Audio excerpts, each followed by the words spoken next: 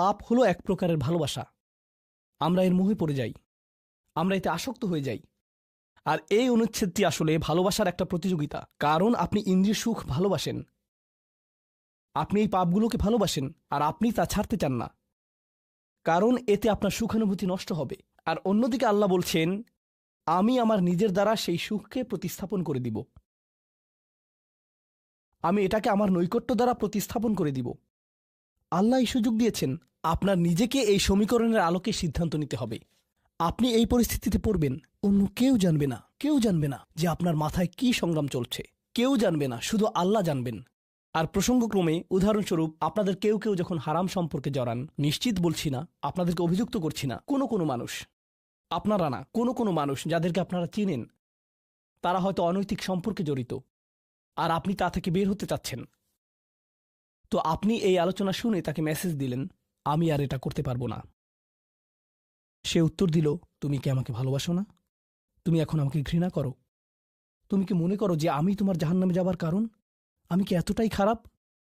এখন আপনি বলছেন, না তুমি অতটা খারাপ না, না আমি তোমাকে ভালোবাসি, তুমি মোটেই খারাপ না, তুমি অনেক ভালো।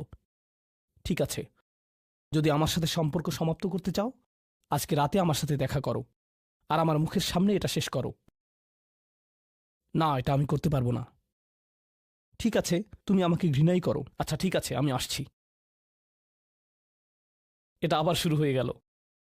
আর এরপর আপনি আবারও তওবা করতে চান। দেখতে পাচ্ছেন, এটা শুধুমাত্র আপনি না, আপনি হয়তো আবেগগতভাবে কোনো কিছুতে জড়িয়ে যেতে পারেন, আর এখন আপনি আবেগগতভাবে ব্ল্যাকমেলের শিকার হচ্ছেন। এর দ্বারা আপনি খারাপ বোধ করবেন, আপনাকে এর বিরুদ্ধে যুদ্ধ করতে হবে, আপনাকে এটা অবদমন করতে হবে, আর আপনাকে উপলব্ধি করতে হবে যে আপনি হয়তো কাউকে হতাশ করছেন, কিন্তু আল্লাহকে সন্তুষ্ট করছেন। আর আপনি এটা শুধু নিজের জন্যই করছেন না, বরং এটা ওই মেয়ের জন্যও করছেন, বা ওই ছেলের জন্যও করছেন যে আপনার মেসেজের জবাব দিচ্ছে। সে আল্লাহর সামনে দাঁড়াবে এটাও আপনি চান না। আপনি যদি তাকে আসলেই ভালোবাসেন, শুধুমাত্র যদি তাকে কামনা না করেন, বরং তাকে ভালোবাসেন, তাহলে আপনি তাকেও রক্ষা করতে চাইবেন। তো এখন আমরা খুবই অপ্রত্যাশিত স্থানে চলে যাচ্ছি। আল্লাহর কাছে আরও কে বিশেষ মর্যাদা সম্পন্ন? আল্লাযীনা ইযা আনফাকু লাম ইউসরিফু ওয়া লাম ইয়াকতুরু ওয়া কানা বাইনা যালিকা কওয়ামা। এই মানুষেরা যখন তারা অর্থ ব্যয় করে, তারা সকল অর্থ উড়িয়ে দেন না, তারা অতিরিক্ত খরচ করেন না, আর তারা কৃপণও নয়। তারা অনেক বেশি খরচ করেন না, আর তারা অনেক কমও খরচ করেন না। তাদের বাজেট ভারসাম্যপূর্ণ। বাজেটের সাথে আল্লাহর নৈকট্যের সম্পর্ক কি?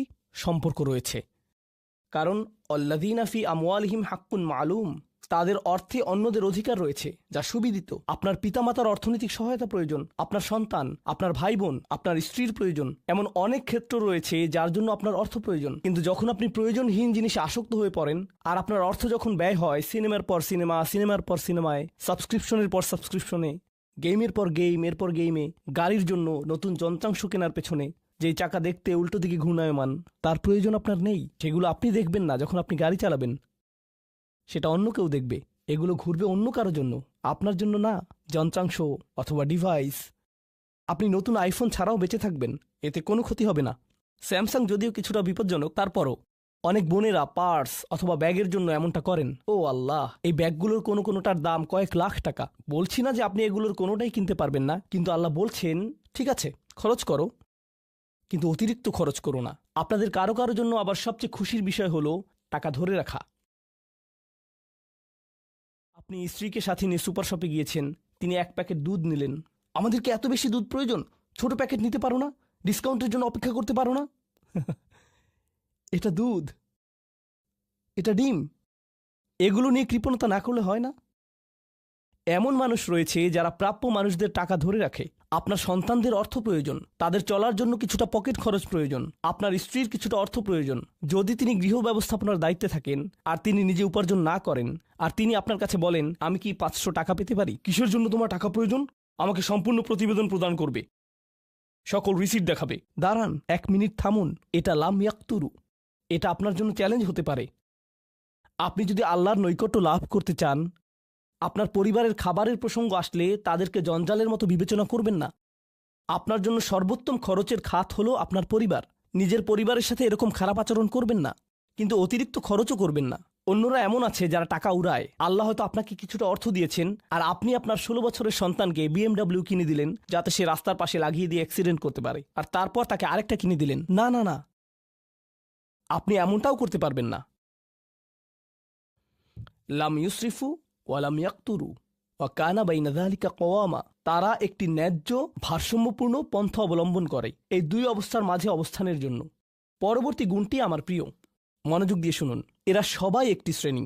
ওয়াল্লাযীনা লা ইয়াদউনা মা'আল্লাহি ইলাহান আখার ওয়া লা ইয়াকতুলুনা আন-নাফসাল্লাতী হারামাল্লাহু ইল্লা বিল হক ওয়া লা ইয়াজনুন ওয়া মান ইয়াফআল যালিকা ইয়ালকা আসামা। তারা আল্লাহর পাশাপাশি অন্য কোনো উপাস্যের কাছে প্রার্থনা করে না, আর আল্লাহর পাশাপাশি অন্য কোনো উপাস্যের কাছে প্রার্থনা না করা অবস্থায় তারা কাউকে হত্যা করে না, এবং তারা ব্যভিচারে লিপ্ত হয় না। তিনটি বিষয়: তারা আল্লাহ ছাড়া কারো কাছে প্রার্থনা করে না, এর সাথে রয়েছে তারা হত্যা করে না, এবং তারা ব্যভিচার করে না। তিনটি বিষয় একসাথে, তিনটি বিষয় একসাথে। এটা তো অসাধারণ কোনো অর্জন নয়। কেউ বলতে পারে যে হ্যাঁ, আমি তো তালিকায় এসে পড়েছি, আমি কাউকে হত্যা করিনি।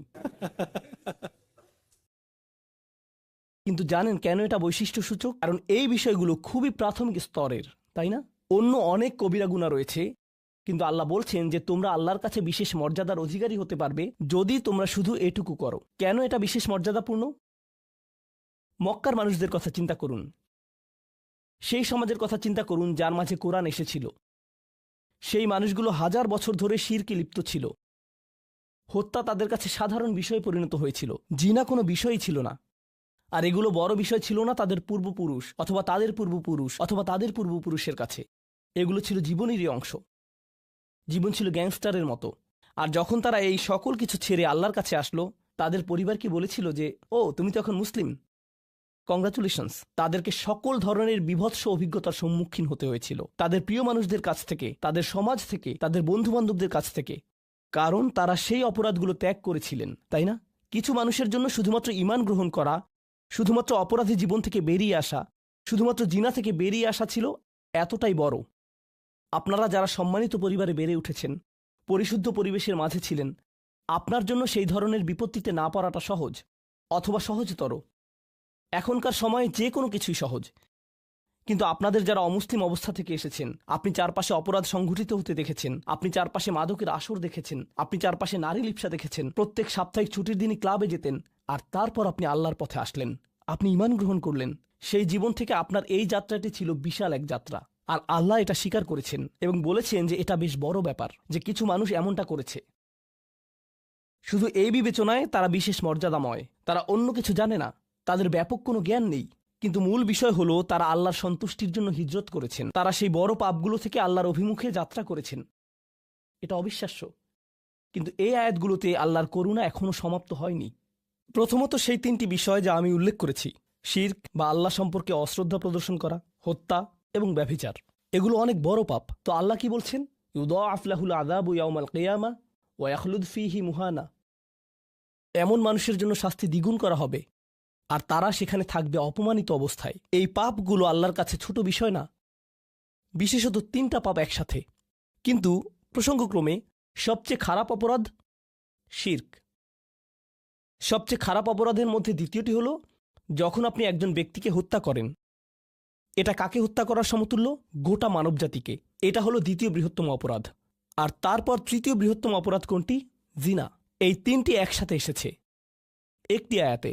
সেজন্য আল্লাহ বলছেন যে এই ব্যক্তিটি বিশেষ ধরনের শাস্তি পাবে, আর সে এই শাস্তিতে রয়ে যাবে অপমানিত অবস্থায়। কিন্তু এমনকি খারাপের ভিতর সবচেয়ে খারাপ, এরপর সবচেয়ে খারাপ ব্যক্তিটি, এই ব্যক্তিটি এজন্য সবচেয়ে খারাপ না যে সে একটি জিনিস করছে, বরং সে সবচেয়ে খারাপ কারণ সে তিনটি জিনিসই করেছে। তিনটি জিনিসই করেছে। এটা জাহান্নামের হ্যাট্রিক অর্জনের মতো। আর সম্পর্কে আল্লাহ কি বলছেন? তিনি বলছেন ইল্লা মান তাবা ওয়া আমানা ওয়া আমিলা আমালান সলিহা। অর্থাৎ যে অনুতপ্ত হয়েছে, ঈমানের পথে ফিরে এসেছে এবং তখন থেকে ভালো কাজ শুরু করেছে, তার জন্য নিয়মের ব্যতিক্রম হবে। এটা উপলব্ধি করাটা গুরুত্বপূর্ণ। আল্লাহ বর্ণনা করছেন নিকৃষ্টের মধ্যে নিকৃষ্ট, আর চেয়েও নিকৃষ্ট। আর তারপর বলেছেন এমনকি সেই ব্যক্তির ক্ষেত্রেও যদি সে আমার কাছে ফিরে আসে, আমি তাকে শাস্তিতে নিক্ষেপ করব না। কিন্তু এতটুকু যথেষ্ট না। আমরা কথা বলছি ইবাদ আর রহমানের ব্যাপারে, যিনি অবিশ্বাস্য রকমের করুণাময় সত্তা। তো তিনি তাদেরকে শুধুমাত্র জাহান্নাম থেকে রক্ষা করেই ক্ষান্ত হবেন না, তিনি আরও কি করবেন? ফাউলাইকা ইউবাদদিলুল্লাহু সাইয়্যাতিহিম হাসানাত, সেই মানুষগুলোর মহাপাপগুলোকে প্রতিস্থাপিত করবেন। আর আমি আপনাদেরকে মনে করিয়ে দিচ্ছি সেই পাপগুলো কি? শিরক। ইন্নাশ শিরকা লাযুলমুন আযীম, হত্যা। কাআন্নামা কাতালান নাসা জামিআ, সে যেন গোটা মানবজাতিকে হত্যা করল। এবং জিনা, ব্যভিচার, সবচেয়ে বড় পাপ এগুলো। আল্লাহ বলছেন যে পাহাড় সমান তাদের এই সমগ্র পাপ কাজগুলোকে আমি প্রতিস্থাপন করে দিব ভালো কাজ দিয়ে। কিন্তু তারা এখনো কোনো ভালো কাজ করেনি, তারা এখনো নামাজ পড়েনি, তারা এখনো ইবাদত করেনি, তারা এখনো হজ করেনি, তারা এখনো দান করেনি। তারা মূলত যা করেছে তা হলো অনুতপ্ত হয়েছে। আর এখন থেকে তারা ভালো কাজ করবে, আল্লাহর জন্য এতটুকুই যথেষ্ট। তাদের পাহাড়সম পাপগুলো নিবেন, যা তাদেরকে চিরকাল জাহান্নামে নিক্ষেপ করতে অপমানিত অবস্থায়, আর তিনি এই পাহাড়সম পাপগুলোকে নিয়ে পাহাড়সম ভালো কাজে পরিবর্তিত করে দিবেন। এটাই আল্লাহ করবেন তাওবাকারীদের জন্য। আপনিও বিশেষ মর্যাদার অধিকারী হবেন, শুধু তাওবা করুন। তো আপনি যখন বসে বসে এটা শুনছেন আর ভাবছেন আমি তো বেশ বড় ভুল করে ফেলেছি, এখানে হয়তো এমন কেউ বসে আছে যিনি কাউকে হত্যা করেছেন, এরপর জেলে গিয়েছেন এবং মুক্তি পেয়েছেন। কিভাবে আল্লাহ আমাকে ক্ষমা করবেন? আপনাদের কেউ কেউ হয়তো ব্যভিচারের ভুল করে ফেলেছেন, আল্লাহ আপনাদেরকে রক্ষা করুন। আপনাদের কেউ কেউ হয়তো সেই পথে অগ্রসর হচ্ছেন, আপনাদের কেউ কেউ হয়তো শিরক করেছেন।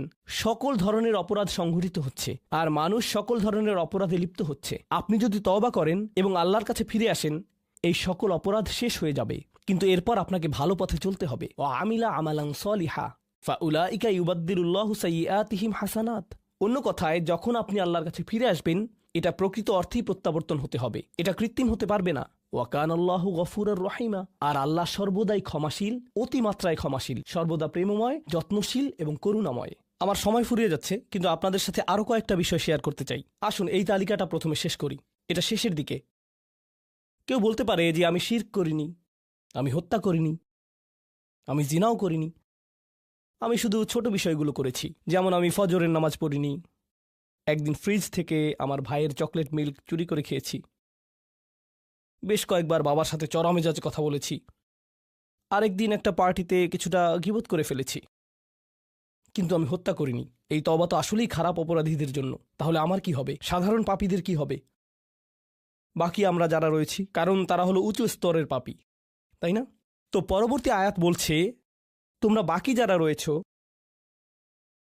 ওয়ামান তাবা, যেই তাওবা করেছে, যে কোনো ধরনের তাওবা, আমিলা সলিহান, সৎ কাজ করেছে, ফাইন্নাহু ইয়াতুবু ইলাল্লাহি মাতাবা, তো যখন সে আল্লাহর কাছে ফিরে আসে আন্তরিকভাবে, অনুতপ্ত হয়ে, আল্লাহ সেটাও স্বীকার করেন। না না না, কারণ আমার পাহাড়সম পাপ প্রয়োজন, এটাকে পাহাড়সম পুণ্যে রূপান্তরিত করার জন্য, এটাকে পাহাড়সম পুণ্যে রূপান্তরিত করার জন্য এমন প্রয়োজন নেই। যেই পাপেই লিপ্ত থাকেন না কেন, শুধু তওবা করুন। ফাইন্নাহু ইয়াতুবু ইলাল্লাহি মাতাবা ওয়াল্লাযীনা লা ইয়াশহাদুনা যুর, এমন মানুষ যারা অন্যায়ের সাক্ষ্য হয় না। এর অর্থ হলো তারা সহ্য করে না যখন কোনো অন্যায় সংঘটিত হয়। এই মানুষগুলো আল্লাহর কাছে মর্যাদা সম্পন্ন, কারণ তাদের পরিসরে কেউ যখন মানসিকভাবে নির্যাতনের শিকার হয়, কেউ যখন অর্থনৈতিকভাবে নির্যাতনের শিকার হয়, তাদের পরিবারে, ধরুন 2 ভাই মিলে কোনো ব্যবসা করে, আর তাদের একজন সকল অর্থ আত্মসাৎ করে অন্যজনকে বঞ্চিত করে, যার ফলে আদালতে গিয়ে এখন একে অপরের বিরুদ্ধে অবতীর্ণ। সেখানে আপনার হয়তো কোনো এক পক্ষের সাথে সম্পর্ক রয়েছে, আপনি নিশ্চুপ দাঁড়িয়ে থেকে অন্যায় হতে দিবেন না, আপনি এটা হতে দিবেন না। যদি এটা আপনার নিজের বাবার বিরুদ্ধেও যায়, যদি এটা আপনার স্বামী স্ত্রী বা সন্তানদের বিরুদ্ধেও যায়, আপনি অলসভাবে দাঁড়িয়ে থেকে অন্যায়কে সহ্য করবেন না, আপনি প্রতিবাদ করবেন। কমপক্ষে এর নীরব অংশীদার হবেন না, আপনি সে স্থান ত্যাগ করবেন। এর সাথে আমার কোনো সম্পর্ক নেই, আমি এর অংশ হতে চাই না। লা ইয়াশহাদুনা যুর, এর আরেকটা অর্থ হলো তারা মিথ্যা সাক্ষ্য প্রদান করে না। কখনো আপনার উপর চাপ থাকে এমন মানুষের পক্ষ অবলম্বন করার জন্য যারা অন্যায়কারী। আপনি জানেন যে তারা অন্যায়কারী, কিন্তু তারা বলে পরিবার আগে ভাই, অথবা বন্ধুত্ব সবার আগে। আর আপনি যদি এটা করেন, যদি আপনার আনুগত্য ভুল স্থানে প্রদান করেন, এটা জেনে শুনে যে আপনি ভুল, তাহলে এটা লা ইয়াশহাদুনা যুর এর লঙ্ঘন। আয়াতটির দ্বিতীয় অংশ, ওয়া ইযা মাররু বিল্লাগওয়ি মাররু কিরামা, এটাও অসাধারণ। এই আয়াতে আল্লাহর কাছে আপনাকে অসাধারণ বানিয়েছে কোনটি? আপনি একটা আসরে রয়েছেন, বন্ধুরা সবাই ঘুরে বেড়াচ্ছে, অথবা আপনি হয়তো কোনো হোয়াটসঅ্যাপ গ্রুপে আছেন। আজকাল যোগাযোগের বিভিন্ন মাধ্যম রয়েছে, আর এই সকল যোগাযোগের মাঝে মানুষ যুক্তিহীন কথা বলে থাকে। মানুষ একে অপরের বিরুদ্ধে গীবত করে, তারা একে অপরের প্রতি বিদ্রূপ করে, তারা একে অপরের সময় নষ্ট করে। আর আপনি এর সাথে কোনো সম্পর্ক রাখতে চান না, তো আপনি কি করবেন? আপনি আসরটি ত্যাগ করবেন। কিন্তু আপনি প্রথমে একটা লেকচার দিবেন না যে এগুলো সবই অর্থহীন, তোমরা নিজেদের সময় নষ্ট করছো, আস্তাগফিরুল্লাহ, আমি তোমাদেরকে আল্লাহর দিকে ডাকছি এবং তওবা করতে আহ্বান জানাচ্ছি, তোমরা এই ভিডিওটি দেখো, আমি এই আসর ত্যাগ করছি না। অথবা আপনি কোনো পার্টিতে রয়েছেন আর বললেন, আস্তাগফিরুল্লাহ, তোমরা সবাই গীবত করছো, আমি এখান থেকে চলে যাচ্ছি। ওয়া ইদা মাররু বিল্লাগওয়ি মাররু কিরামা। যখন তারা এই ধরনের আসরের পাশ দিয়ে যায়, যখন তারা এই ধরনের পরিস্থিতির সম্মুখীন হয়, তারা সেখান থেকে বেরিয়ে আসে সম্মানজনক উপায়ে, মাররু কিরামা। অন্য কথায়, তারা তাদের নিজস্ব মর্যাদা রক্ষা করে। তারা এমন অবস্থায় পড়ে না যা অন্যদেরকে এবং তাদের নিজেদেরকে অপমানিত করে। আর এই প্রক্রিয়ায় তারা অন্য কাউকে খারাপ বোধও করায় না।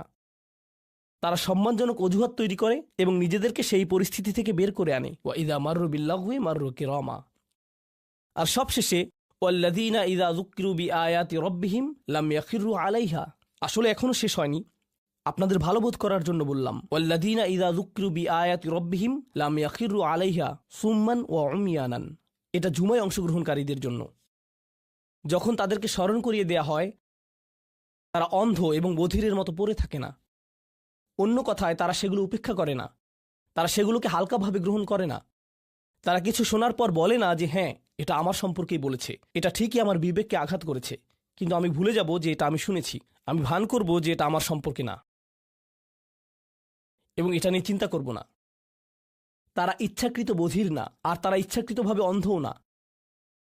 সেই স্মরণিকার প্রতি যা তাদেরকে প্রদান করা হয়েছে, এটা ছিল আপনার সম্পর্কে, এটা ছিল আপনার কার্যকলাপ সম্পর্কে, আপনার উদ্দেশ্য সম্পর্কে। আর এখন আপনি এটা আর নিতে পারছেন না, কারণ আপনি পরিবর্তিত হতে চান না। বাল ইউরিদুল ইনসানু লিয়াফজুরা আমামাহ। মানবজাতি শুধু তার সামনে যা রয়েছে তাতে নিমজ্জিত হয়ে যেতে চায়। প্রলোভনগুলো এতটাই মজবুত। আর কোরআন উলিন নুহা সম্পর্কে বলছে, তারা এমন মানুষ যারা নিজেদেরকে সংযত করতে পারে।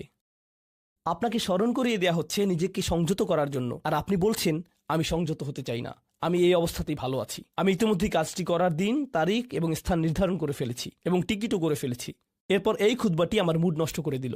তো আমি এখন একটা বার্গার খাবো এবং খুতবায় যা শুনেছি তা নিয়ে চিন্তা করব না। তারপর সেখানে যাব যেখানে আমি যেতে চেয়েছিলাম। খুতবাটা বেশ দেরিতে শোনা হয়েছে।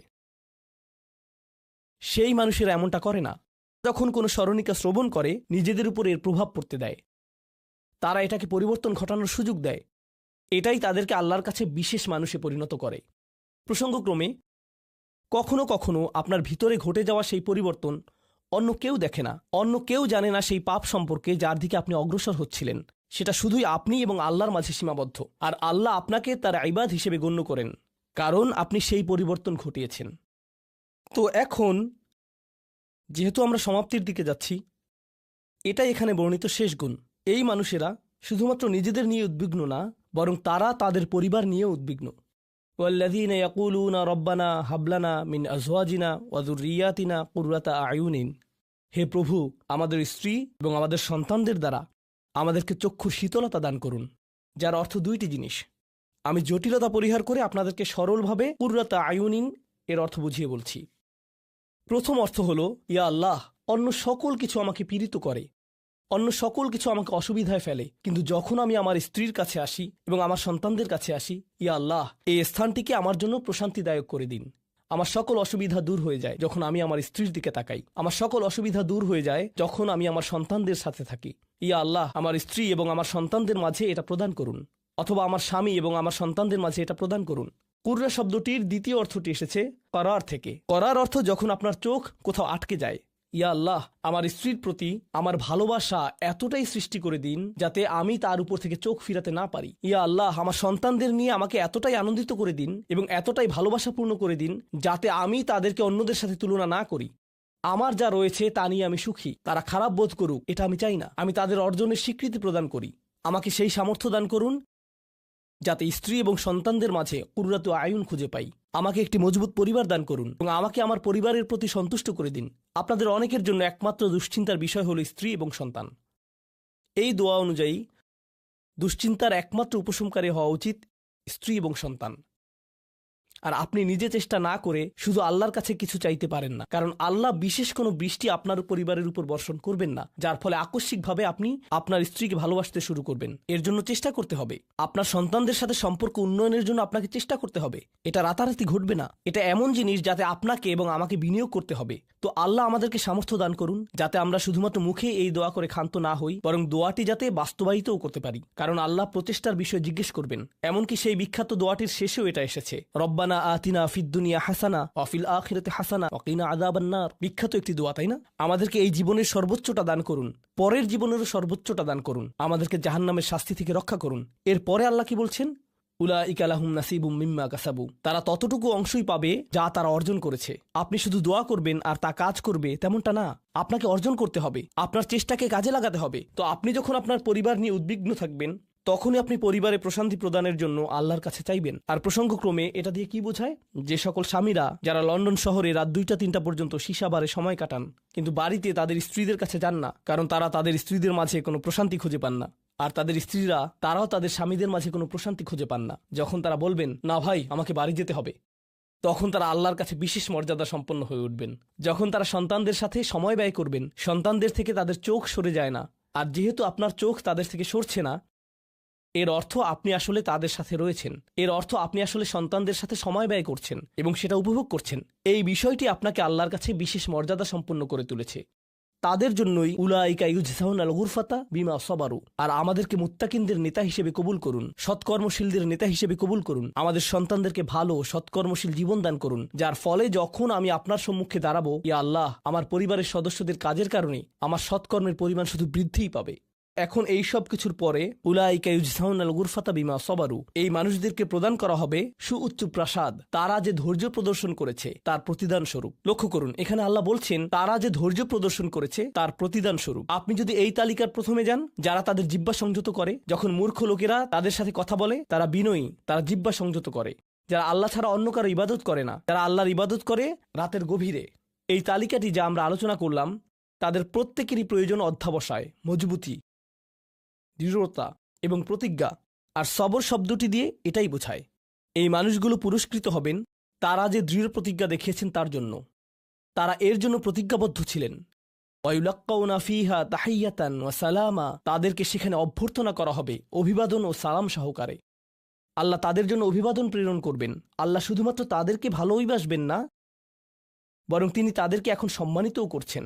এরা হলেন আল্লাহ কর্তৃক বিশেষ পুরস্কার প্রাপ্ত। খালিদিনা ফিহা হাসুনাত মুস্তাকাররা ওয়া মুকামা, তারা অবিশ্বাস্য সেই সম্মানের মাঝে এবং সেই সুউচ্চ প্রাসাদের মাঝে চিরকাল থাকবেন। কি চমৎকার স্থান! স্বল্পকালীন এবং চিরকালীন অবস্থানের জন্য। তো আল্লাহ এটাকে জাহান্নামের সাথে তুলনা করেছেন, তাই না? জাহান্নামীরা বলবে আমি এখানে স্বল্পকালের জন্যও থাকতে চাই না, চিরকালের জন্যও থাকতে চাই না। আল্লাহ বলেছেন জান্নাতের স্বাদ যদি তুমি সামান্য পরিমাণেও পাও, তুমি এটা আকাঙ্ক্ষা করবে, তুমি এটা চিরকালের জন্য চাইবে। আল্লাহ আমাদের সকলকে চিরকালের জন্য জান্নাতে প্রবেশ করান। আমরা সর্বশেষ আয়াতে এসেছি। আমি জানি যে আমি অতিরিক্ত সময় নিয়েছি, প্রশ্ন উত্তরের জন্য আপনাদের কিছুটা সময় আমার দেওয়া উচিত। আমার আর 4-5 মিনিট প্রয়োজন। শেষের এই আয়াতটি গভীর তাৎপর্যপূর্ণ। এই সূরাটির শেষ আয়াত, এটা এই অনুচ্ছেদটিরও শেষ আয়াত। এই তালিকা যা আপনাকে বিশেষ মর্যাদা সম্পন্ন করবে তার সাথে এর কোনো সম্পর্ক নেই। আয়াতটি কুরাইশ এবং গোটা মানবজাতিকে উদ্দেশ্য করে বলা হয়েছে। আর রাসূলকে বলা হলো যে কিভাবে সৃষ্টিকর্তার নৈকট্য অর্জন করা যাবে। এই তালিকা যেহেতু এখন প্রদান করা হলো, তাহলে আর সমস্যা কোথায়? কুল মা ইয়াবাউ বিকুম রাব্বি লাউলা দুআউকুম ফাকাদ কাযাবতুম ফাসাউফা ইয়াকুনু লিজামা।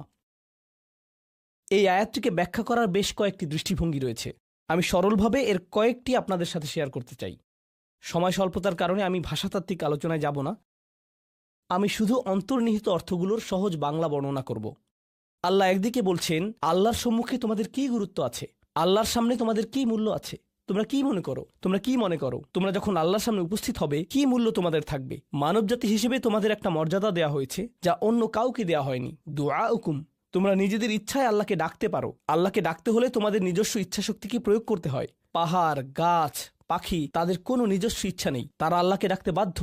ওয়া ইম মিন শাইইন ইল্লা ইউসাব্বিহু বিহামদিহি ওয়ালাকিন লা তাফকাহুনা তাসবিহাহুম। তোমরা আল্লাহর কাছে মূল্যবান যদি একটি জিনিস না থাকে, আর তা হলো তোমাদেরকে বাছাই করা হয়েছে তাঁকে ডাকার জন্য, কিন্তু তোমরা সেই দায়িত্বকে পরিত্যাগ করেছ। ফাকাদ কাযযাবতুম, আল্লাহকে ডাকার এই আমন্ত্রণকে তোমরা মিথ্যা সাব্যস্ত করেছ। ফাসাউফা ইয়াকুনু লিজামা, এই শাস্তি তোমাদেরকে পরিত্যাগ করবে না। এটা হবে এমন জিনিস যা থেকে তোমরা মুক্ত হতে পারবে না। এটা প্রথম অর্থ। আয়াতটির আরেকটি অর্থ হলো, আল্লাহ কাফেরদের এবং যারা সকল ধরনের পাপ কাজ করে তাদেরকে বলছেন, আমার কাছে তোমাদের কোনো মূল্য নেই। আর তোমাদের এখনও টিকে থাকার একমাত্র কারণ হলো তোমাদের মধ্যে কিছু মানুষ রয়েছে যারা এখনও আমাকে ডাকে। পৃথিবীর বুকে এখনও কিছু ইমানদার রয়েছে যারা এখনও আল্লাহর উদ্দেশ্যে ক্ষমা প্রার্থনা করে, আর তারাই একমাত্র কারণ যে জন্য তোমরা এখনও বেঁচে আছো। আয়াতের তৃতীয় অর্থটি কাফেরদের উদ্দেশ্যে এবং এমন মুসলিমদের উদ্দেশ্যে যারা আল্লাহ থেকে অনেক দূরে রয়েছে, তাদের জন্য এটা প্রযোজ্য। আল্লাহ বলেছেন, তোমাদের কী মূল্য রয়েছে আমার কাছে? তোমরা নামাজ পড়ো না, তোমরা আনুগত্য করো না, তোমরা হালাল উপার্জন করো না, তোমরা সকল আদেশ লঙ্ঘন করো, কিন্তু কোনো কারণে মরিয়া হয়ে যদি তুমি আমাকে ডাকো, তারপরও আমি তোমাকে যথাযোগ্য মূল্যায়ন করব। এখনও তোমাকে সুযোগ দিয়ে যাচ্ছি, লাউলা দুআউকুম, কিন্তু মোটের উপর তুমি এখনও এই সকল কিছুকে মূল্যহীন বিবেচনা করছো। তুমি স্বীকার করছো না যে আমি তোমাকে যা কিছু দিয়েছি এবং যা কিছু করতে বলেছি তা আসলে তোমার কাছে অর্থবহ। তুমি এই সকল কিছুকে মূল্যহীন এবং মিথ্যা বিবেচনা করছো। তোমার এই স্বভাব পরিবর্তন করো, কারণ শীঘ্রই এটা স্থায়ীভাবে লেগে থাকা শাস্তিতে পরিণত হবে। আল্লাহ এটা বলেননি যে তোমাকে শাস্তি দেয়া হবে, বরং তিনি বলেছেন শীঘ্রই তোমাকে শাস্তি দেয়া হবে, শীঘ্রই তুমি এটা থেকে আর মুক্ত হতে পারবে না। অর্থাৎ তোমার জন্য এখনও সুযোগ রয়েছে, বদলে যাও। আয়াতটির আরেকটা অর্থ হলো, হে কুরাইশরা, যদি আল্লাহ তোমাদেরকে কোরআনের মাধ্যমে আহ্বান না করতেন তাহলে অন্য কোন জিনিস তোমাদেরকে মূল্যবান সাব্যস্ত করত? আল্লাহ তোমাদেরকে এই কিতাবটি দিয়ে সম্মানিত করেছেন, আর সর্বোপরি আল্লাহ আপনাকে এবং আমাকে এই কোরআন দিয়ে সম্মানিত করেছেন। তারপরেও তোমরা এটাকে সম্পূর্ণরূপে অগ্রাহ্য করছো। তোমরা এই কিতাবের কোনো মূল্যায়ন করছো না, আল্লাহর এই বাণীকে মূল্যায়ন করছো না। এখনও সময় আছে, নিজেকে সংশোধন করো। এবং আল্লাহ তার কথা বলার জন্য যে তোমাদেরকে বেছে নিয়েছেন তার গুরুত্ব অনুধাবন করো। আয়াতটির সর্বশেষ অর্থ, আল্লাহ তোমাদেরকে শাস্তি দেওয়া পছন্দ করেন না। আয়াতাংশটির ভাষাতাত্ত্বিক একটি অর্থ হলো, তোমাদেরকে শাস্তি দেওয়ার জন্য আল্লাহ আগ্রহী নন। তাঁর কোনো উদ্দেশ্য এবং আকাঙ্ক্ষা নেই তোমাদেরকে শাস্তি দেওয়ার, কিন্তু আল্লাহ ছাড়া অন্য কাউকে ডাকার যে অপরাধ তোমরা সংঘটিত করেছ তা এতই বড় যে এর জন্য শাস্তি দিতেই হবে। অন্য কথায়, আল্লাহ আপনাকে শাস্তি দিচ্ছেন যদিও তিনি চান না। মা ইয়াফআলুল্লাহু বিআযাবিকুম, তোমাদেরকে শাস্তি দিয়ে আল্লাহর কোনো প্রাপ্তি নেই। আপনাকে শাস্তি দিয়ে আল্লাহর কী পাওয়ার আছে? আল্লাহ এখানে বলছেন, আমি তোমাদেরকে শাস্তি দিতে চাই না, কিন্তু তোমাদের অপরাধগুলো অনেক বড়, আর শীঘ্রই এই শাস্তি স্থায়ী হয়ে যাবে। এই মুহূর্তে এগুলো অস্থায়ী, তোমরা এগুলো মুছে ফেলতে পারো। তাই এখনো ফিরে আসো, আল্লাহর দিকে ফিরে আসো। আমাদেরকে এই সকল সুযোগ দেবার পর শুধুমাত্র তার কাছে ফিরে আসাই না, বরং তার নৈকট্য লাভের সুযোগ দেওয়ার পর সবশেষে তিনি বলছেন, কেন তোমরা শাস্তি পেতে চাও? আমি তো তোমাদেরকে শাস্তি দিতে চাই না, তোমরা শুধু ফিরে আসো। আল্লাহ সহজ করে দিন যাতে আমরা এই বিষয়গুলোকে হৃদয়ের গভীর থেকে অনুধাবন করতে পারি, এবং তিনি আমাদেরকে তাদের অন্তর্ভুক্ত করুন যাদের প্রভাবে চারপাশের পথভ্রষ্ট মানুষদের এবং চারপাশের আল্লাহর অবাধ্য মানুষদের হৃদয়ও কোমল হয়ে যায় এবং তারাও আল্লাহর কাছে প্রত্যাবর্তন করে। বারাকাল্লাহু লি ওয়া লাকুম ফিল কুরআনিল হাকিম ওয়া নাফা'নি ওয়া ইয়্যাকুম বিল আয়াতি ওয়া যিকরিল হাকিম।